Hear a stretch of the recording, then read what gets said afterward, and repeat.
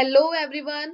कंसेप्टो में आपका बहुत बहुत स्वागत है। ये लेक्चर नंबर 4 है जिसमें हम साइकोलॉजी के बारे में पढ़ रहे हैं, चाइल्ड डेवलपमेंट के बारे में पढ़ रहे हैं और उनकी ग्रोथ के बारे में पढ़ रहे हैं। इससे पहले मैं 3 लेक्चर की वीडियोस अपलोड कर चुकी हूँ।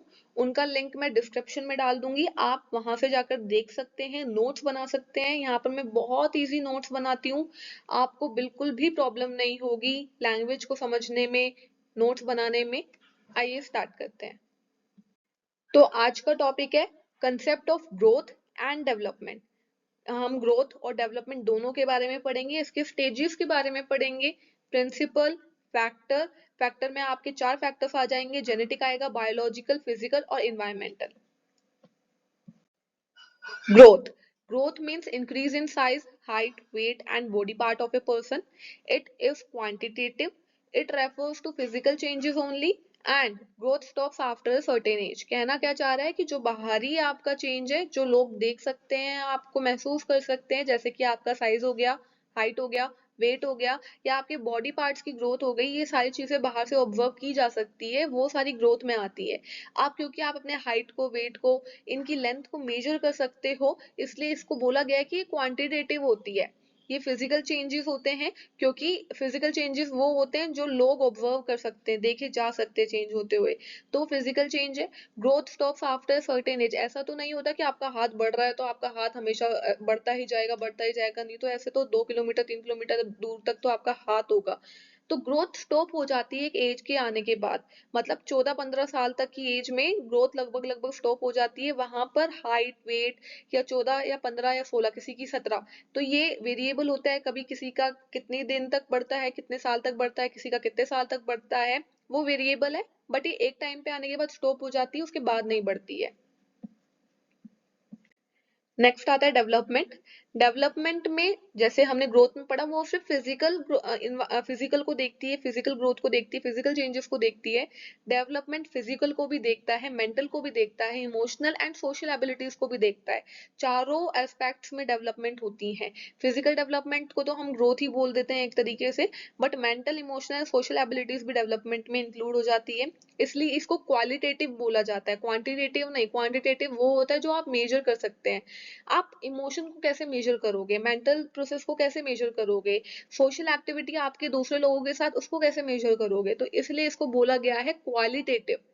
It is a continuous process which never stop. ये कभी नहीं रुकता है, लाइफ लॉन्ग प्रोसेस होता है। आपकी डेवलपमेंट हमेशा होती रहती है, चाहे वो मेंटल डेवलपमेंट हो, चाहे सोशल एबिलिटीज को देकर डेवलपमेंट हो। It is a continuous process which never stops. It depends on heredity and environment. Yes, very important factor है कि ये हेरिडिटी पे भी डिपेंड करता है कि अब आप, आपका मेंटल, आप किस तरीके से रीजनिंग को सॉल्व कर रहे हैं, आपका मेंटल प्रोसेस किस तरीके से वर्क करता है। कभी कभी हेरिडिटी बहुत इसमें ध्यान रखती है। जैसे कि किसी के पेरेंट्स अगर बहुत इंटेलिजेंट होते हैं तो उसके बच्चे भी बहुत इंटेलिजेंट होते हैं। किसी के पेरेंट्स को किसी की मम्मी बहुत बोलती है, बातूनी होती है, तो उसका बच्चा भी बहुत बातूनी होता है। या फिर और भी चीजें होती है बिहेवियर को लेकर। कोई किसी के पापा बहुत शांत होते हैं तो बोलते हैं ना कि उसका बच्चा को, ये इसके इसके पापा भी शांत है इसलिए ये भी ना पापा पे गया है, ये शांत है बहुत। इसी तरीके से एग्जाम्पल है learning to speak, think, behave और मेक फ्रेंड्स, ये सारी डेवलपमेंट में आता है। नेक्स्ट आता है stages of development. Prenatal stage होता है फर्स्ट, इन्फेंसी एंड टोडलरहुड होता है, अर्ली चाइल्डहुड प्री स्कूल होता है, मिडिल चाइल्डहुड स्कूल एज होता है, एडोलसेंस होता है। ये कुछ डेवलपमेंट के स्टेजेस है। अब आपको ये याद रखने पड़ेंगे, हमारे पास कोई दूसरा ऑप्शन नहीं है। 5 स्टेजेस होते हैं। जब हम इसको पढ़ेंगे डिटेल में, आपको वो इजी लगेगा। फर्स्ट है प्रीनाटल स्टेज। ये वो स्टेज होता है जो बर्थ से पहले पहले होता है, जब बच्चा नहीं जन्मा है उससे पहले का जो स्टेज है, जब वो मदर की वॉर्म में है, उस स्टेज को बोला जाता है prenatal stage. Begins with fertilization and ends with birth. Fertilization मतलब जब जाइगोट बनता है। अगर आपको याद हो तो जब मेल स्पर्म फीमेल के ओवा से कंबाइन होता है, तो वो वहां पे फर्टिलाइजेशन होता है, और वो जो सिंगुलर सेल होता है वो किस में कन्वर्ट हो जाता है, जाइगोट में कन्वर्ट हो जाता है। देन जाइगोट ब्रेक डाउन होता है एम्ब्रॉय में, और एम्ब्रॉय मदर वॉर्म में जाने के बाद बढ़नी स्टार्ट होती है, ग्रोथ करना स्टार्ट होता है, उसके धीरे धीरे पैर आना स्टार्ट होते हैं, हाथ, पैर, उसका साइज बढ़ना स्टार्ट होता है, और उसके बाद वो 9 मंथ्स बाद बर्थ ले लेता है। तो वो जो ये सारा पीरियड है फर्टिलाइजेशन से बर्थ तक का पीरियड, वो सारा यहाँ पर प्रीनाटल स्टेज में देखने को मिलता है। रैपिड फिजिकल चेंजेस, यस, बहुत जल्दी जल्दी 9 मंथ्स के अंदर अंदर एक छोटा सा सेल, उसके पैर, हाथ, मुंह सब कुछ बन जाता है। तो ये सारे किसमें आते हैं? फिजिकल चेंजेस में आते हैं। और रैपिड इसलिए बोला है क्योंकि बहुत जल्दी हो रहा है ये सारा process. A single cell change into a full human baby, बताया था एक सिंगल सेल होता है जाइगोट और उससे पूरा ह्यूमन बेबी डेवलप हो जाता है। Brain and body parts start forming, जो ब्रेन है उसके छोटे छोटे बॉडी पार्ट्स हैं वो बनने स्टार्ट हो जाते हैं। नेक्स्ट आता है इन्फेंसी, मतलब कि जब बर्थ तो हो गया है, हमने फर्स्ट वाले पार्ट में पढ़ लिया है कंसेप्शन टू बर्थ। अब बर्थ हो गया है, बर्थ से टोडलरहुड मतलब 2 साल तक। तो 2 साल तक के बच्चों का जो टाइम पीरियड है वो सारा इन्फेंसी में आता है। Period of extreme dependency on parents, पूरे पूरे फुली डिपेंडेंट होते हैं पेरेंट्स पे। फास्ट फिजिकल ग्रोथ होती है, यस, बहुत जल्दी जल्दी बढ़ता हुआ दिखता है बच्चा। Development of language, thinking and emotions begins, यहाँ से सब कुछ स्टार्ट होता है बच्चे का। धीरे धीरे वो लैंग्वेज सीखता है देखकर, थिंक करना स्टार्ट करता है, इमोशंस को समझता है। Learns to crawl, walk, speak simple words, crawl करना, घुटनों के बल चलना स्टार्ट कर देता है, नॉर्मली वॉक करना स्टार्ट कर देता है और छोटे छोटे वर्ड्स बोलना स्टार्ट कर देता है। नेक्स्ट आता है अर्ली चाइल्डहुड। 2 साल तक का बच्चा हो गया। अब 2 से 6 साल तक के बच्चे को अर्ली चाइल्डहुड या प्री स्कूल में डिफाइन करेंगे हम। इसमें child become self dependent in small task, छोटे छोटे टास्क अब वो खुद से करने स्टार्ट कर देगा, चलना फिरना, बिल्कुल पेरेंट्स पे बिल्कुल ही डिपेंड नहीं रहा है, हल्का फुल्का उसने अपना काम खुद से करना स्टार्ट कर दिया है। Moral and psychological development start, mental process उसका स्टार्ट हो जाता है, मेंटली वो सोचने लग जाता है, मोरली सोचने लग जाता है, कुछ अपने हिसाब से चीजें बनाने लग जाता है, सोचने लग जाता है, ये सारी चीजें इसमें आती है। Learns to play, share and make friends, खेलना स्टार्ट कर देता है, शेयरिंग करना स्टार्ट कर देता है, दोस्त बनाना स्टार्ट कर देता है। Growth in imagination, language skill, छोटे बच्चों से बात करो तो पता चलता है उनके पास इतनी स्टोरीज होती है। कोई बातूनी बच्चा अगर मिल जाए आपको तो उससे बात करके देखना, इतनी इमेजिनेशन की इतनी स्टोरीज होती हैं, खुद से ही बनाना स्टार्ट कर देते हैं। अपनी लैंग्वेज स्किल तो सीखते ही हैं अपने बड़ों को देख के, जिस इन्वायरमेंट में वो रह रहे हैं उन्हीं की लैंग्वेज सीखते हैं और उसी में वो इतनी स्टोरीज बना देते हैं जिसकी कोई लिमिटेशन नहीं है। मिडिल चाइल्डहुड, अब 6 साल तक के बच्चे का हो गया है, अब 6 से 11 साल तक के बच्चे का जो होता है वो मिडिल चाइल्डहुड में आता है, स्कूल एज जिसको बोलते हैं। It develops responsibility and discipline, अब वो धीरे धीरे बचपना अब धीरे धीरे खत्म हो रहा है, अब धीरे धीरे वो रिस्पॉन्सिबिलिटी लेना स्टार्ट कर रहा है, डिसिप्लिन में रहना स्टार्ट कर रहा है। अगर 6 साल से पहले बच्चे को अगर आप डांट के बिठा दोगे, क्या पता वो एक बार के लिए मना कर दे कि नहीं मैं नहीं बैठूंगा, या फिर आपसे चिढ़ जाए, या फिर अगर आप उससे प्यार से बात नहीं करोगे तो वो शायद आपके पास ही ना आए। लेकिन 6 से 11 साल का बच्चा ये समझना स्टार्ट कर देता है, अगर उसको कोई बोल रहा है तो उसके ऊपर रिस्पॉन्सिबिलिटी आ जाती है कि नहीं, कोई बोल रहा है तो अपने को करना है। Improve reading, writing and thinking skill, reading improve होती है, राइटिंग इम्प्रूव होती है, सोचने समझने की क्षमता भी इम्प्रूव होती है। Gains confidence and social awareness, confidence develop होता है। 6 साल से पहले के बच्चे को अगर कुछ बोलो तो शायद वो इतने कॉन्फिडेंटली नहीं बात कर पाएगा। उसके बाद का जो बच्चा होता है, 6 साल के बाद का बच्चा, उसको वो कॉन्फिडेंटली कुछ भी आपको आप उसको बोलोगे पोएम सुनाने के लिए वो सुनाएगा आपको। 6 साल से पहले का बच्चा शायद उसको बोलोगे उसका मूड होगा तो वो सुनाएगा, नहीं होगा मूड तो नहीं सुनाएगा। Physical and mental abilities increase, yes, physically भी वो डेवलप होता है, मेंटली भी वो डेवलप होता है। लास्ट स्टेज आता है इसका डेवलपमेंट का जो कि है एडोलसेंस। एडोलसेंस 11 to 18 ईयर्स तक का होता है। इसमें बहुत सारे चेंजेस आते हैं, आपका फिजिकल चेंज भी आएगा, मेंटल चेंज भी आएगा, इमोशनल चेंज भी आएगा, सब आएगा। चाइल्ड से एडल्ट की तरफ आप बढ़ रहे हैं, एक जो बचपना होता है वो खत्म होने वाला होता है यहाँ पर, और अडल्ट की तरफ आप जंप कर रहे होते हैं। इसमें बहुत सारे आपके फिजिकल चेंजेस होते हैं, जैसे लड़कों में उनकी आवाज भारी हो जाती है, लड़कियों की पिच हाई हो जाती है आवाज की, और हेयर ग्रोथ होने लग जाती है आर्म पिट्स में, प्यूबिक रीजन्स में, लड़कियों की ब्रेस्ट डेवलपमेंट होने लग जाती है। तो बहुत सारे चेंजेस होते हैं। Development of identity, reasoning and beliefs, वो रीजनिंग करना सीख जाता है, खुद से क्वेश्चंस को सॉल्व करना सीख जाता है यहाँ तक आते आते। Becomes more independent and mature, जो हमने इससे पहले वाला स्टेज पढ़ा था, स्कूल एज पढ़ा था, उससे ज्यादा अब वो इंडिपेंडेंट हो चुका है, खुद से सारे काम करेगा, खुद से पढ़ाई करेगा, बिल्कुल मतलब बहुत ज्यादा अब डिपेंड नहीं है अब पेरेंट्स पे या फिर किसी और मेंटोर पे। अब वो मैच्योर हो रहा है धीरे धीरे। Principle of child development, principles हैं कुछ इसके चाइल्ड डेवलपमेंट के, पढ़ लेते हैं वन बाय वन।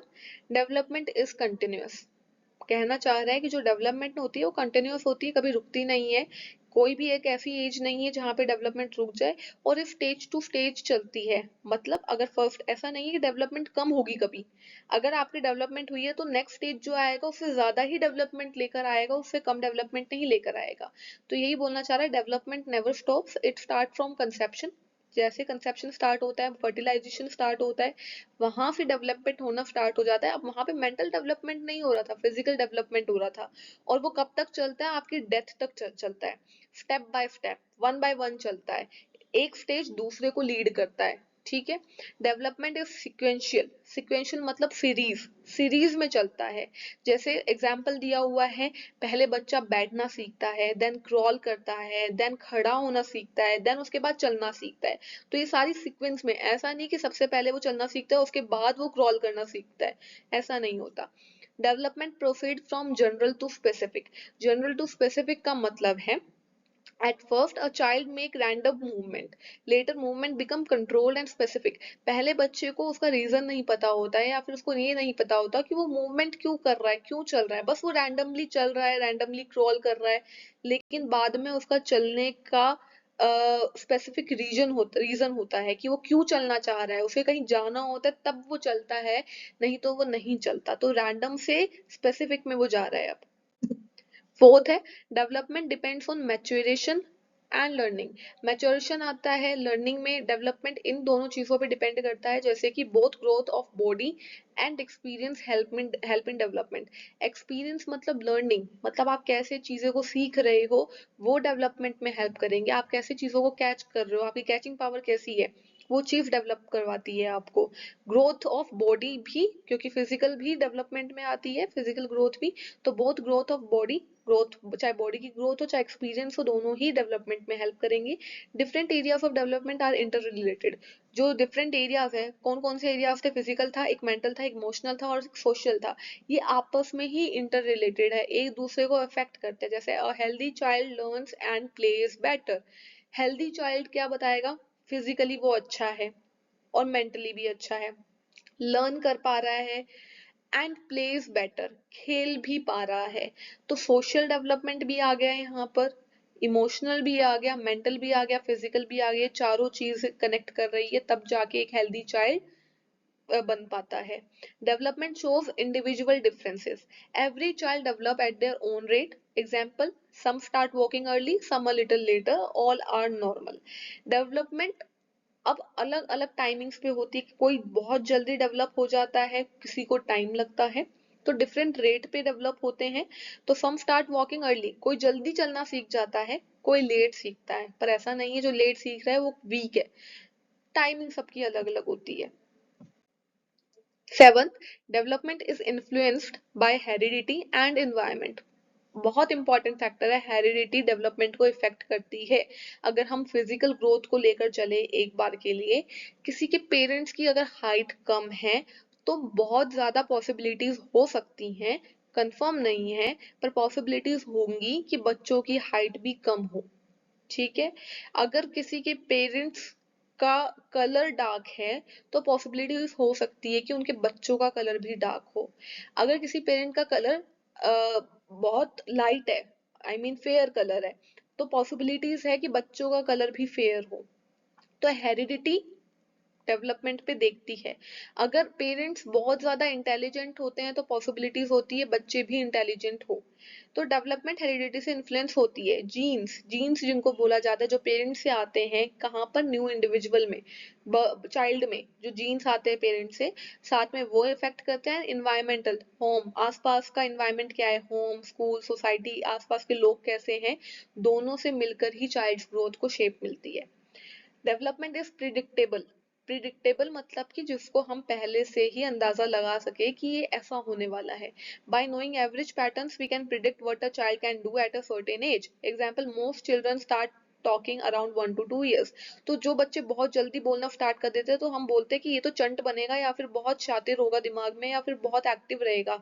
तो हम पहले से ही प्रिडिक्ट कर लेते हैं कि ये बच्चा इतना बोल रहा है इतनी जल्दी इतने कम साल में, तो ये आगे चल के बहुत एक्टिव होगा। या फिर बहुत जल्दी जो चलना सीख जाता है तो हम बोल देते हैं नहीं ये हेल्दी है, ये बहुत आगे चल के एक्टिव होगा। तो प्रिडिक्टेबल होती हैं ये सारी चीजें।